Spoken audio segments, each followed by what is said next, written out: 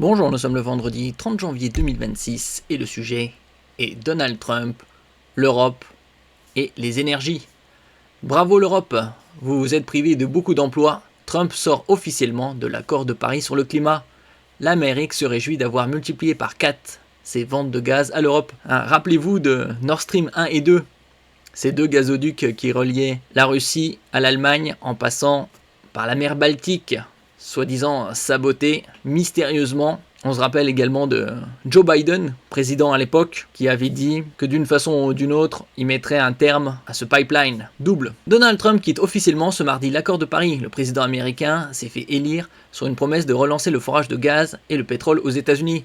Une quête énergétique dans laquelle la lutte contre le réchauffement climatique n'a pas sa place et dans laquelle il a besoin de l'Europe pour exporter ses hydrocarbures. N'oubliez pas de vous abonner pour plus de news nationales, européennes et internationales sur ce monde merveilleux dans lequel nous vivons. Et on se rappelle également au début de cette année 2026 l'intervention des États-Unis au Venezuela avec la capture du président Maduro. Le Venezuela qui a les plus grandes réserves de pétrole au monde, plus de 300 milliards de barils. C'est du pétrole plus ou moins lourd. D'après d'autres estimations, ça pourrait aller jusqu'à 1500 milliards. Les États-Unis, deuxième émetteur mondial de gaz à effet de serre derrière la Chine, sortent ce mardi de l'accord de Paris sur le climat.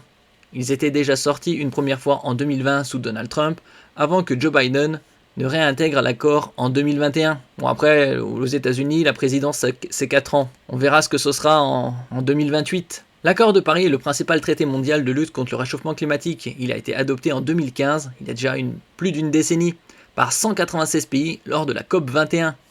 Bon, les COP 21, ça se passe tous les ans au mois de novembre. Et juridiquement contraignant, même si les objectifs nationaux de réduction d'émissions restent fixés par chaque État.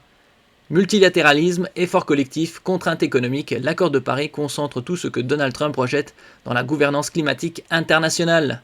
La politique de mon administration est de placer les intérêts des États-Unis et du peuple américain au premier plan lors de l'élaboration et de la négociation de tout accord international susceptible de nuire à l'économie américaine ou de la freiner. Le réchauffement est une arnaque qui a un coût extrême. L'Europe a réduit son empreinte carbone de 37%. Pensez-y, bravo l'Europe, vous vous êtes privé de beaucoup d'emplois.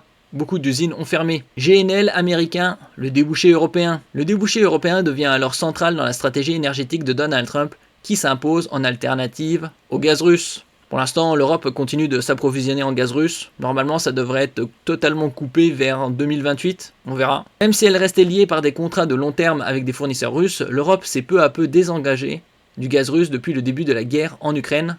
Il y a déjà presque 4 ans. C'était le 24 février 2022. Les importations ont chuté d'environ 75% entre 2021 et 2025. Malgré cette évolution, la Russie fournissait encore un peu moins de 20% des importations de gaz de l'Union européenne en 2024. Les États membres viennent de donner lundi leur accord définitif pour interdire les importations de GNL russe d'ici fin 2026 et de gazoducs d'ici 2027. En s'émancipant du gaz russe, l'Europe a en réalité surtout changé de dépendance. Moscou a été progressivement remplacé par Washington. Comme c'est curieux, style ça n'a pas été planifié. Les importations européennes de GNL américains ont été multipliées par 4 entre 2021 et 2025. Aujourd'hui, les pays européens s'approvisionnent à près de 60% en GNL auprès des États-Unis, qui est bien plus onéreux que le gaz russe. Le think tank IEEFA alerte sur le risque géopolitique de cette nouvelle dépendance jugée excessive vis-à-vis des États-Unis, qui contredit l'esprit du plan Repower Europe censé renforcer la sécurité énergétique de l'Union européenne. Merci pour votre écoute et à la prochaine.